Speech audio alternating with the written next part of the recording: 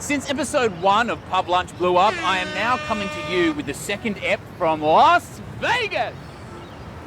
Well, incorrect. I'm actually at the glorious Warren View Hotel in Enmore, but our budget has gone from $0 to $50. Come on, Edith, let's go get drunk.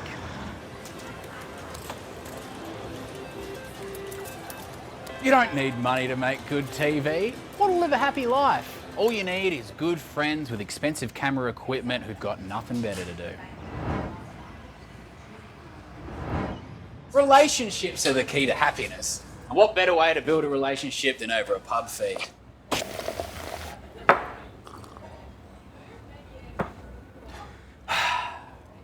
For me, the Was is my happy place. I've had more pub lunches here than you've had hot dinners. I've had more hot dinners here than you've had pub lunches. But today, I'm heading to the place where they make the beer I'm drinking. And lucky for me, it's just down the road.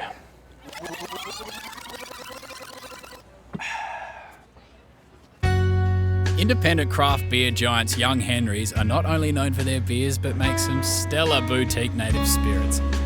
And Inner West icon and sex clown Betty Grumble dropped by to wet her whistle and talk to me about what makes her, well, a sex clown. I'm James Sweeney. This is Pub Lunch.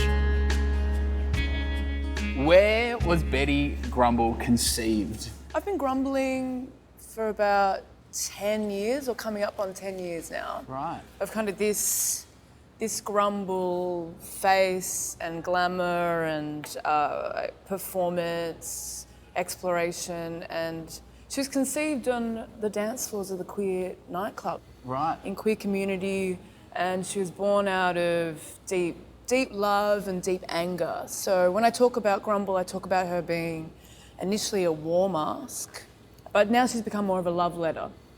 She was a way for me to process pain around men's violence in a pleasure-seeking way. So she is a sex clown, and she comes from a long lineage of sex clownage. Right. So the pain and the anger was about, like, it doesn't have to be like this, and we should liberate ourselves from toxicity, which we all suffer under the patriarchy. Yeah. We all are very beautiful, possible bodies. But yeah, I had the shits with men. Yeah, for sure. And I still do. And sex clowning, I mean... Sex clown. I'm a sex clown. Were there sex clowns before you? Like, where did you take inspiration from? Tell me about them, I want to know. I think the first time I ever heard somebody referred to as a sex clown was this legend performance artist who has held so much space for performance community in Australia, Glitter Supernova. Right. Who's a legend that lives in New Minor now and does Central Coast Pride. Yeah, right. Somebody who embodies their sensuality and their sex energy in a way that you don't really know why you're laughing, but it's, they're jesters and they're lunatics and they're mischievous and it's like fairy energy. Or I feel like there's been a lot of space made for me to be in my body the way that I am, and I'm proud to call myself a sex clown with high regard and respect to those that have come before me. That is incredible. Energetically, people are up for political discourse, for mess, and for, like you said, joy energy. So yes. I've had lots of different kind of responses, but it makes me really excited about the power of community. It means something to people. Yeah! And people go in there and they probably enter the show going, I don't know what I'm going to get away from this. And they come out of it going, holy shit, I've just realised something about myself. I'm still deprogramming my own body and my own sensibilities from patriarchal ideas of wealth and self-knowledge and identity. Dad! My dad! The dance is like this. But that's it. They've been programmed that way for a lot longer than we have. It is possible for people with boomer energy or who occupy that space of privilege to be unpacking and dismantling it. It's just difficult to have conversations sometimes when the rhetoric comes back to kind of Murdoch media-esque. Yes. The world. Yeah. It is the individuals, but less individuals, more like challenging the system, challenging this it is an end of an empire that we're witnessing and in. We've got the animal spirit vermouth. Oh, really? What animal? Yeah, what animal is it from? We get to choose what animal? Dragon. Cheers. Centipede. Centipede, yum. Okay, hello. We went into burlesque nights and we thought we were being really quite avant-garde and edgy, but we would do these strip shows that, but with brains in our undies and pull the brains out, or blood. We were going into kind of pretty straight-o potato burlesque nights and getting a lot of joy out of fucking with the idea of how our femme bodies were meant to behave, and fucking with the male gaze. Ex-rock star and co-founder of this very establishment, Oscar McMahon, brought us over some fresh tasting paddles, and he stuck around for a yarn. Oh, Lordy. Young Henry's is a really fuck yeah company. Yeah. We're proud of where we're from. We're proud of diversity and inclusivity. We're proud of supporting independent arts and culture. And if you don't like that, then you know what? We don't give a fuck. You need to mature your decision making a little bit, and you need to not just be a fuck yeah, you go, fuck yeah, but I'm also going to check a spreadsheet to make sure we don't go broke. I met this guy, Richard Adamson, one of the other co-founders of Young Henry's, and he was a brewer, and I was working in a pub. And together we started this beer appreciation club, which was basically, it was what it sounds like. A bunch of people who love beer coming together in the back room of a pub and getting sozzled, Yeah. And one night after beer club, we're suitably sourced. We're sitting at the bar and Richard says something like, how cool would it be to make a beer company that was as in contact with the drinkers as Beer Club was? And I was like, yes, Great idea, man. let's do that. Yeah. In hindsight, and hindsight being what it is, it's very easy to say this now. We did not think about this at the time. Yeah. If you truly love something and you make something because you believe in it, you know that there are going to be like-minded people, around the world or around the country or around the city or whatever that are going to love it, right? So you think about a band in a rehearsal space writing a song, they're not thinking about what radio station this song's going to play on. They're actually just, it's a pure thing. They are creating something because they fucking believe in it. Was that your dream to become a lead singer of it? Was it a rock band or? It was a rock band. Yeah. Yeah. How did that go? And I'm still dressed like a dickhead even though I'm not in a band. What was the band called? Hell City Glamours was called. One set of rules for you. You wanted me to tell the truth. Your silence was your lie. Lies and deceit, the only thing that you would share with me.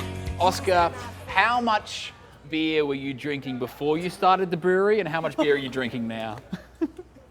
Well, spending your formative years in a touring rock and roll band, Yeah, right. sometimes I actually think that making a brewery is some sort of karmic return. I'm paying back all of those free beers in some way. There's the amount of beer that a touring rock band drinks, and then there is the amount of beer that a bunch of people who start a brewery drink. And that is next level. Really? Way above a touring rock band? Dude.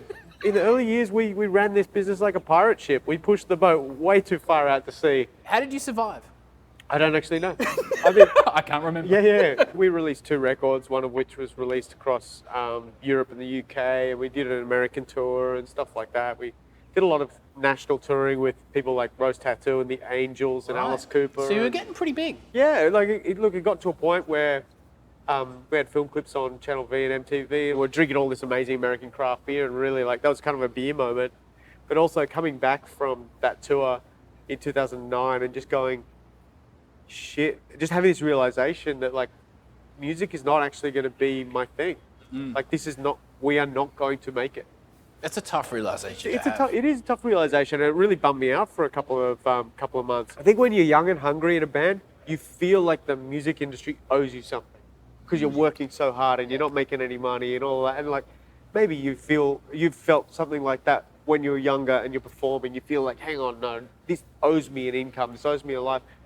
Once I put that to rest, I actually started enjoying playing again because you realize, well, no, music is its own reward, and I think performance or any creative outlet is its own reward. Your hands around my throat. It's high time you let go. Josephine,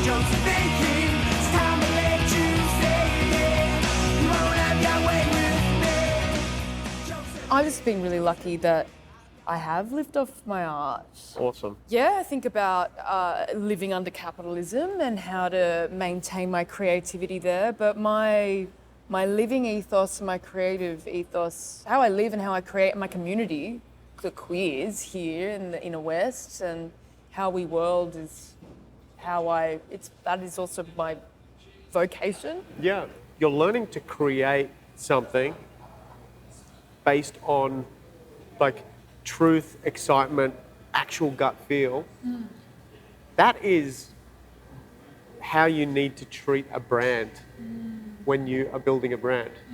You can't actually be thinking about financial outcome.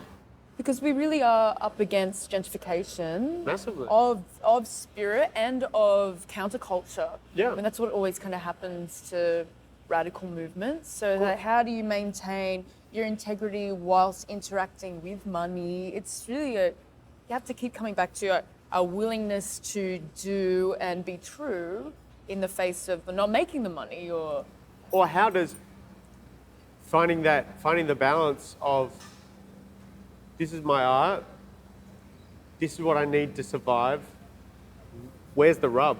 Yeah. You know, because really if it's not commercialized, it's just a hobby. So if you want to make it a vocation, there needs to be that interplay between like finance and the pure art. And that is one of the trickiest things to get right, be that as a performer or as a brand. It's a very interesting question. What is selling out and what is just selling? Because what are you going to do with that money to do the other things? That's exactly right. There is an interchange that actually physiologically happens when people touch. We are actually like these tactile beings who rely on interconnectivity. It's so weird trying to like you meet someone and you just go, oh, hello. You could do a whole performance where you glove up with people and hold. A hand glory hole. Hand glory hole. Yeah. Oh God, I feel so much better. Oh my God, the COVID hole. That is amazing. That is actually worth making a fucking little video about. That would fucking go viral. Yeah. Luckily, in the very same laneway as Young Henry's, you'll find Cairo, a gem of an Egyptian food joint serving up falafel, baba ganoush, crispy breads, and charcoal meats. My dad always told me to eat before I drank, but he also told me to get a real job.